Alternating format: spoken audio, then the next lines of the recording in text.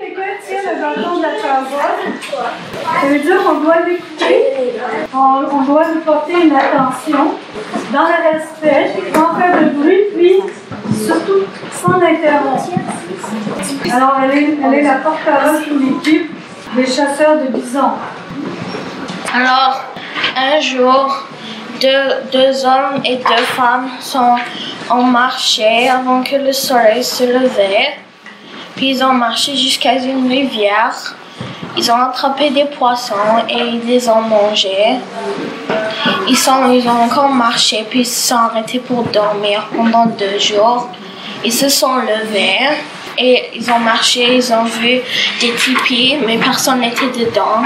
Alors, les 2 autres personnes sont restées et les 2 autres ont dit peut-être on va trouver des bisons, alors on va aller chercher. Alors, ils ont marché, ils ont vu un bison, puis ils sont revenus à la place où les 2 autres personnes ils sont restés.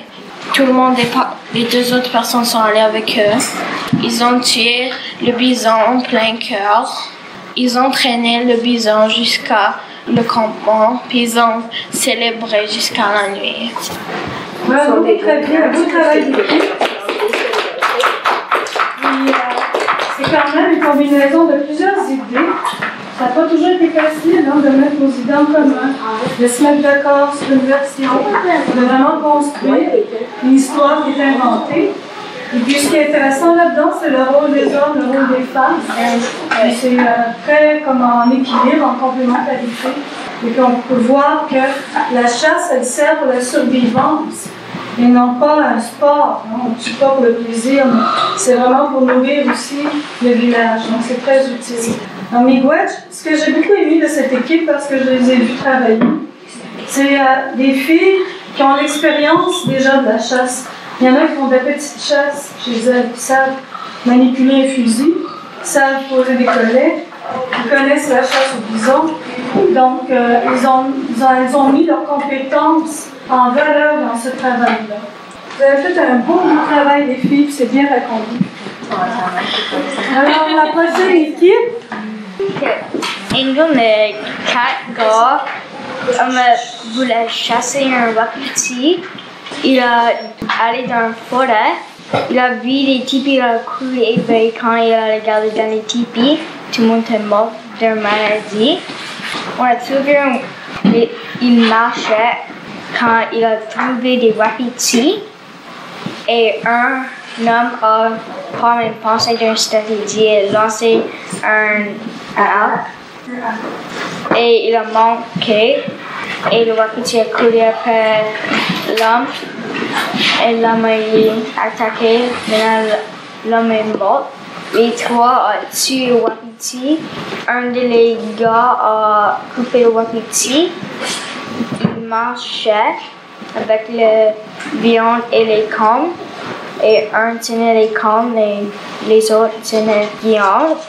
Il a revenu à leur village. Il a célébré. Très bon. Est-ce que ça a été difficile pour vous de travailler ensemble et faire cette histoire? Est-ce qu'on peut donner la parole à l'autre? Où sont les autres membres de ton équipe? Christian, Dana, Preston. Oui. Qu'est-ce que vous en pensez? Est-ce qu'il y a eu des difficultés à un moment donné? Non. C'était vraiment clair. J'ai aimé l'histoire parce que il y a comme d'action, beaucoup d'action. Vous êtes bien entendu sur les actions. C'est bon. D'abord, c'est le ouais. Alors, la prochaine équipe. Il avait ces 2 chasseurs dans le matin, dans le village. Il allait chasser un orignal. Il avait ce méchant chef qui avait attrapé ses filles. Un des chasseurs a joué sa flûte magique. Après, il avait ce trou. Après, le chef a tombé dans le trou. Après, il a couru.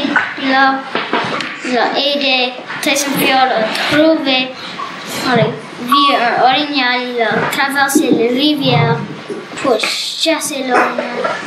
Après, il a mouru l'orignal. Il a marché Après, ils ont traversé une autre rivière. Puis il a allé à leur village. Après, il y avait une cérémonie. Après, il a mangé l'orignal. Donc, il y a eu un méchant sorcier hein, dans cette histoire-là, non? Oui. Et j'ai joué avec la magie. Et lui, c'était quoi son intention au sorcier? Pour Qu'est-ce qu'il voulait vous faire? courir les filles. Il voulait vous éliminer, là. Hein? Mais là, vous avez eu quand même quelque chose de magique là, dans cette histoire-là qui vous protège. Là. La musique. Super. Une belle invention, une belle histoire inventée. Est-ce que ça a été difficile de construire cette histoire-là ensemble? Non. Pas du tout. Vous êtes toutes bien entendues. Ce qui est bien aussi, c'est que c'est un travail de collaboration, pas seulement pour les idées, mais si je me souviens bien, vous avez tous dessiné chacun votre tour aussi. Ça aussi, c'est important, la collaboration au niveau visuel. Ouais, alors le prochain, Il y a des personnes qui vivent à un camp, puis des personnes, je pense, vivaient ici, comme c'était un petit village, puis c'était un gros orage, et un chasseur a allé dans la forêt, et il veut chasser, mais il veut chasser, puis il est allé dans la forêt, puis il a pris des biancles, je pense. Des jumelles. Puis il regarde pour des reptiles, je pense. Et il a les tué. Et il a marché jusqu'à une rivière. Puis il a fait la pêche. Puis il a trouvé un vraiment petit poisson. Puis il était fristé. Puis il a marché. Puis il a trouvé un lapin, mais il a le tué. Et puis il a trouvé un tipi, puis il est resté dedans, mais il était un gros tornade. Puis il courait comme vite. Puis il a raconté un gros serpent. Puis il a essayé de lui défendre, mais pas, puis il a eu maudit. Puis il a couru jusqu'à un camp. Puis il a demandé un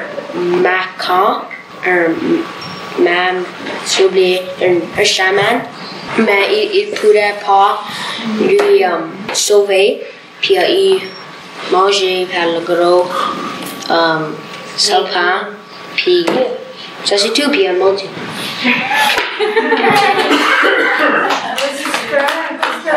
il y a des questions ou bien des commentaires? Alors, comment il sait qu'il est mort? Alors, comme les personnes sont allées. Ok, lui, il est mort. Non, mais lui, comment il sait qu'il est mort? Non, il a couru alors, puis il a demandé un chaman pour l'aide, mais il ne peut pas le sauver. Puis le serpent est venu, puis il a mangé, puis lui, il a couru. Il a pas mordu. Non, il a eu mordu, puis il a couru à un village, il a demandé un chaman pour l'aide, mais il ne peut pas le sauver. Ok, on comprend mieux l'histoire. C'est une histoire inventée, mais on voit qu'il y a beaucoup d'émotions dans son histoire. Hein. Le déroulement, il y a la température, la vente importante, la force des éléments. On fait de la petite chasse. On n'est pas trop chanceux, un lapin, pas de poisson. Mais tout à coup, whoop, on sort des sentiers battus. Et puis là, on rentre dans une aventure qui est farfelue, qui est imaginaire. On rencontre des lézards, des styles serpents, dragons. Puis on s'en va dans un autre univers comme ça, tout d'un coup. Hein. Donc c'est le côté imaginatif que tu aimes beaucoup. Les couleurs, c'est intéressant aussi. Ouais, est-ce qu'il y a d'autres commentaires? L'enseignante Renée, qui voyait tout ce beau monde-là travailler. Moi, j'étais extrêmement surprise de vos histoires. Je pensais pas que c'était pour aller si bien que vous alliez pogner qu'est-ce qu'il fallait faire tout de suite. Parce que souvent, vos histoires sont 10 ans d'heure. Pas ça, je vois, des fois. Mais j'ai aimé le style dessiner et pas d'avoir écrit. Je pense que les élèves ont beaucoup aimé le fait qu'on écrit toujours des histoires et cette fois on pouvait dessiner l'histoire. Et raconter. Raconter, oui, c'est ça. Miguel, les amis, vous avez superbement bien travaillé. Je trouve très intéressant.